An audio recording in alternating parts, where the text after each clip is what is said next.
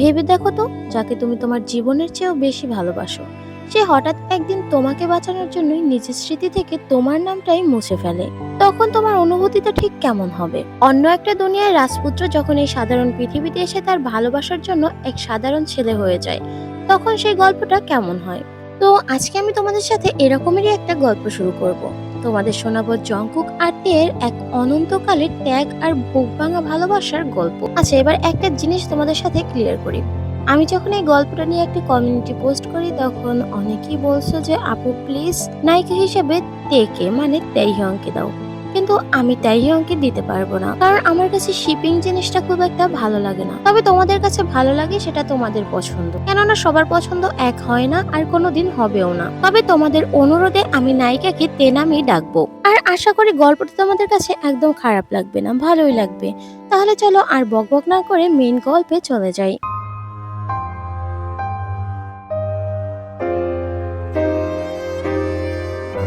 সেদিন রাতে তেজ শহরের আকাশটা ভেঙে বৃষ্টি নামছিল। জানালার কাছে জলের ফোঁটাগুলো আছড়ে পড়ার শব্দে পুরো ঘরটায় একটা অদ্ভুত নিস্তব্ধতা তৈরি হয়। তে ক্যানভাসের সামনে দাঁড়িয়ে ছিল হাতে তুলে নিয়ে। সে এক মনে এঁকে যাচ্ছিল একটা অবয়ব ছেলে, যার পরনে প্রাচীন রাজকীয় বর্ম, কোমরে ঝুলছিল এক রূপলি তরবারি, আর চোখ দুটোতে যেন হাজার বছরের একাকিত্ব লুকানো। সে নিজেই জানতো না সে কাকে আঁকছে। গত কয়েক মাস ধরে প্রতি রাতে এই ছেলেটা তার স্বপ্নে আসে। অবিকল এই মায়াবী মুখ, এই তীক্ষ্ণ চাউনি। তুলির শেষ টানটা দিতেই তে ফিসফিস করে বলে উঠল, কে তুমি? কেন প্রতিদিন রাতে তুমি আমার ক্যানভাসে এসে দাঁড়া দাও? কেন মনে হয় তুমি বহু দূর থেকে আমাকে ডাকছো? এসব ভাবতে ভাবতে তে এক দৃষ্টিতে ছবিটার দিকে অনেকক্ষণ তাকিয়ে থাকে। মনে হয় যেন সে হারিয়ে গেছে অন্য কোনো রাজ্যে। তখনই হঠাৎ তের ফোনটা বাজতে শুরু করে। তের ঘোর কেটে যায়, এরপর গিয়ে ফোন ধরে। দেখে তার বান্ধবী লিসা কল করেছে। সে ফোনটা রিসিভ করে। হ্যাঁ লিসা, বল। কি রে, তুই কাল কলেজে যাবি না? হ্যাঁ যাবো তো। তা এখন কি করছিস তুই? এই তো কিছু না। কিছু না মানে তুই আবার স্বপ্নের সেই ছেলেটাকে নিয়ে ভাবছিস, তাই না? আরে না না, তেমন কিছু না। আরে তেমন কিছু না, আমি তো তোকে চিনি। দেখ, ওটা কিছুই না, জাস্ট একটা স্বপ্ন। এটা নিয়ে তুই এত ভেবে পাগল হয়ে যাস না। আরে না, আমি এটা নিয়ে ভাবছি না। ঠিক আছে, আমি এখন রাখছি। আর তুই তো কাল কলেজে আসবি, তাই না? হ্যাঁ হ্যাঁ আসবো। ঠিক আছে রাখ, আর চিন্তা না করে ঘুমিয়ে পড়। আচ্ছা ঠিক আছে।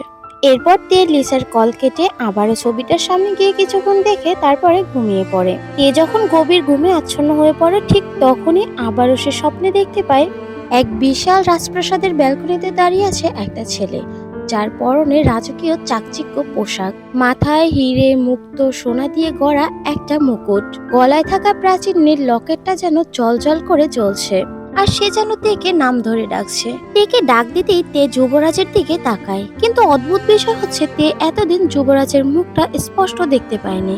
আজ সে যুবরাজের মুখটা স্পষ্ট দেখতে পাচ্ছে। সে কি অদ্ভুত চাহনি, হাসিতে যেন মুক্ত ঝরছে। ঠোঁটের নিচের তিলটাতে তার হাসিটা আরো বেশি অদ্ভুত সুন্দর লাগছে। তে যেন যুবরাজের হাসিতে হারিয়ে যাচ্ছে। তে যখনই এগিয়ে যুবরাজের দিকে যেতে নিল, ঠিক তখনই তার ঘুমটা ভেঙে যায় তার বান্ধবী লিসার ফোনে। তের ঘুম ভাঙতেই দেখে সকাল 8টা বেজে গেছে। সে বিরক্ত হয়ে লিসার ফোনটা রিসিভ করে আর বলে, ফোন দেওয়ার আর সময় পেলে না, আর একটু পরে দিলে কি হতো? কেন, আমি আবার কি করলাম? না কিছু না, ঠিক আছে ফোন রাখ, আমি রেডি হয়ে বের হচ্ছি। আচ্ছা ঠিক আছে, তাড়াতাড়ি আয়, আমি কলেজের ক্যাম্পাসে অপেক্ষা করতেছি। এরপর তে লিসার কল কেটে রেডি হয়ে কলেজে যায়। কলেজ শেষ করে লিসাকে বিদায় জানিয়ে তে দ্রুত বাসায় চলে আসে। এসেই কোনো রকম ফ্রেশ হয়ে সে তার স্বপ্নে দেখা যুবরাজের স্কেচ আঁকতে নেয়। তে ছবি আঁকতে আঁকতে মনে মনে বলে, না না, তাড়াতাড়ি আঁকতে হবে আমাকে। আমি যদি তার চেহারা ভুলে যাই, স্বপ্নে দেখা জিনিস যদি আমার মনে না থাকে। তে যুবরাজের সৌন্দর্যে পুরো মুগ্ধ হয়ে গিয়েছে। সে চায় না যুবরাজের মুখটা যেন সে ভুলে যায়। তাই সে কলেজ থেকে ফিরে খাওয়া দাওয়া সবকিছু বাদ দিয়ে সে যুবরাজের স্কেচ আঁকতে বসে গেছে। আঁকা শেষ করতে করতে প্রায় রাত 12টা বেজে এসেছে। তে মন দিয়ে নিখুঁতভাবে যুবরাজের ছবিটা আঁকছে। ছবি আঁকা প্রায় শেষ পর্যায়ে, তখনই হঠাৎ মুষলধারায় বৃষ্টি শুরু হয়। সাথে বিকট শব্দে বজ্রপাত হচ্ছে। বৃষ্টির শব্দে মনে হচ্ছে মাথার উপরে ছাদ এই যেন এসে গায়ে ভেঙে পড়বে। এ যেন সেসব কিছুই টের পাচ্ছে না। সে ডুবে আছে যুবরাজের সাথে অন্য এক রাজ্যে। ঘড়ির কাঁটায় ঠিক রাত 12টা। তের ছবি আঁকাও শেষ।